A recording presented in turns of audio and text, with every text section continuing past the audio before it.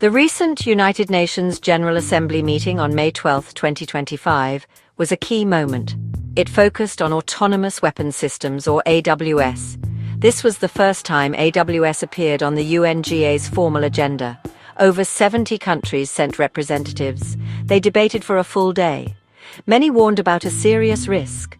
Without strong binding global rules, machines might make life-and-death choices on battlefields. These machines lack human feelings and judgment. This idea, once just in stories, is now a real threat. It needs urgent global attention. Informal talks also happened. These were under Resolution 79/62. These talks offered a useful space for many groups. National groups and civil society members took part. Civil society has long warned about AWS ethics and human impact. This two-part approach allowed for more ideas. It was less formal than traditional talks. This method helped include more views on these powerful weapons. Autonomous weapons systems without global rules pose many scary risks. These risks go beyond usual military worries. A major danger is sudden conflict growth. Machines programmed for lethal force might misunderstand situations. They might react badly to surprises. A human might act differently. Humans have wider understanding and can choose to wait. These systems act very fast.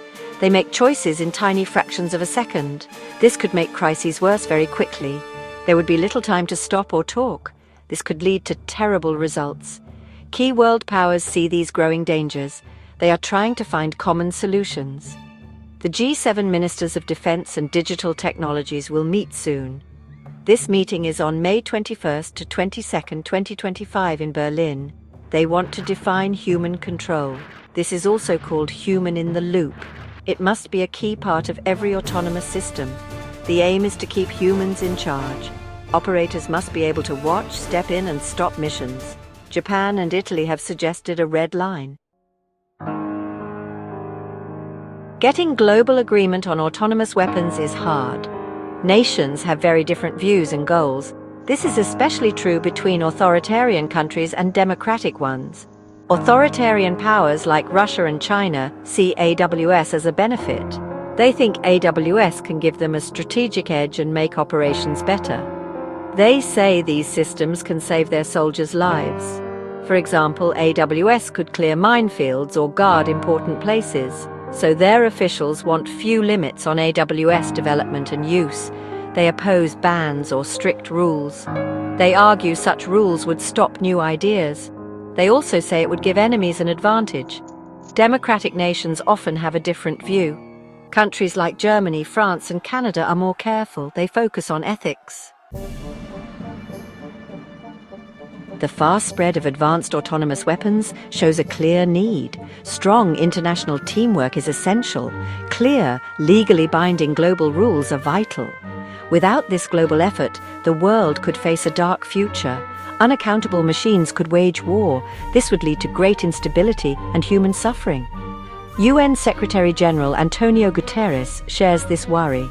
He has often stressed the need for a legal treaty on lethal autonomous weapons systems, or laws. He set a 2026 deadline for this treaty. His view shows a growing agreement.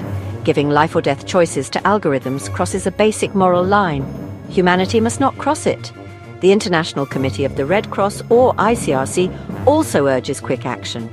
The ICRC protects international humanitarian law. ICRC President Mirjana Spoljaric has warned many times. AWS technology is moving faster than rules and ethics. This growing gap, she says, creates serious human risks. It could undo years of progress in war laws. These laws protect civilians and limit suffering in conflict. The main message from the UN and ICRC is clear.